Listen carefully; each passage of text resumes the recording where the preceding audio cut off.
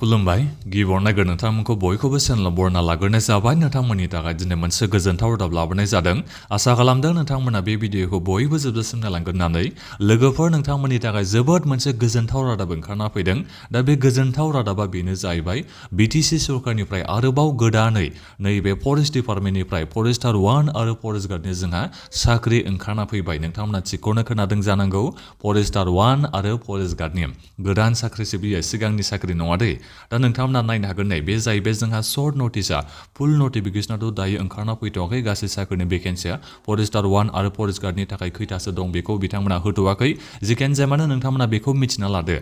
दिनै जोंहा फेब्रुवारिनि 23 थारिख दा बेनिखायनो अफिसियेलि फुल नटिफिकेसना दिनै ओंखारना फैगोन खैथासो साख्रिनि भेकेन्सिया दङ बेखौ नोंथांमोना दिनै मिथिना मोननो हागोन दा जिखियानो जाया मानो नोंथांमोना थारिखखौ नायबानो जाबाय नै 2 फेब्रुवारि 2026 आवनो नैबे नटिसखौ होदोंमोन नाथायबा दिनैसो बिथांमोना पेपाराव होदों दै पेपाराव सेबखांनायाव एसे लेट जाबाय जानांगौ आङो माने आसाम ट्रिबुननि अफिसियेल माबा नैबे पेपारखौ नायनायावसो आं बेखौ नुनो मोननाय जादों आरो दा बे पेपाराव होनाय बायदिबा नोंथांमोना नायनो हागोन नै अनलाइन एप्लाइ जागोन जाहैबाय सिगाङावथ' नैबे फरेस्टार 1 आरो फरेस्ट गार्ड साख्रिनि थाखाय जोंहा अफलाइनसो जादोंमोन नाथायबा बे बाराव अनलाइन एप्लाइ जागोन जाहैबाय साख्रिनि नामखौ नायदो नै फरेस्टार 1 आरो फरेस्ट गार्ड फरेस्ट डिपार्टमेन्टनि आन्डारनि दा बिनिफ्राय दिनै बिथांमोना फुल नटिफिकेसनखौ होगोन होननानै बिथांमोना बुंदों दिनैनिफ्राय अनलाइन एप्लाइआ जायाबो जानो हागौ जानोबो हागौ दा जिखियानो जाया मानो बिथांमोना होनाय बायदियै 23 फेब्रुवारि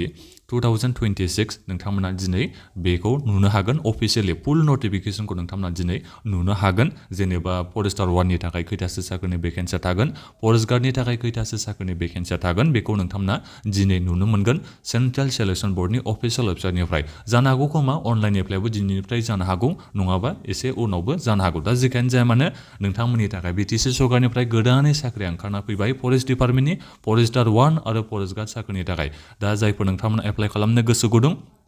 नोंथांमोना गासैबो चेनेलाव आपडेट थाबानो जाबाय नोंथांमोनाथ' मिथिखागौ नैबे फरेस्टार 1 साख्रिनि थाखाय नोंथांमोननि फरायनाया ग्रेजुएसन पास जानाय जानांगौ फरेस्ट गार्डनि थाखाय बेसेबां जानांगौ फरायनाया हायार सेकेन्डारि पास जानाय जानांगौ अब्ला नोंथांमोना एप्लाइ खालामनो हायो दा गोजोनथाव रादाबा बे जाहैबाय नाथायबा मोनसे बाथ्राया बेसो जेनेबा खैथासो साख्रिनि भेकेन्सिया थागोन दा बेखौसो जोङो एसे नेनो नांसिगोन आंथ' आसा खालामदों 500नि बांसिन साख्रिनि भेकेन्सिया थानांगोन होननानै जोंनि नैबे BTC आवथ' गोबां दासान्दि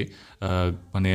नैबे जुनारफोरजों आक्रमण खालामजानाय जों दासान्दि नुबोगासिनो दङ दा बेनिखायनो आं सानदों जेनेबा बेहाय फरेस्टार 1 आरो फरेस्ट गार्डनि साख्रिनि भेकेन्सिया गोबां लांदां जानानै दङ बादि आं सानदों आरो दा जिखियानो जाया मानो जुदि 500नि बांसिन साख्रिनि भेकेन्सिया थायोबा जोबोद आं मोजां मोनगोन आरो दा नोंथांमोना बयबो आपडेट थाबाय थादो आं नोंथांमोननिसिम एसे उनाव जेब्ला फुल नटिफिकेसना ओंखारना फैयो अब्ला भिडिअखौ लाबोगोन दा बेनिखायनो गासैबो चेनेलखौ नोंथांमोना साबस्क्राइब खालामनानै लाखाबानो जाबाय दा बेखिनियानोमोन गोजोन्थों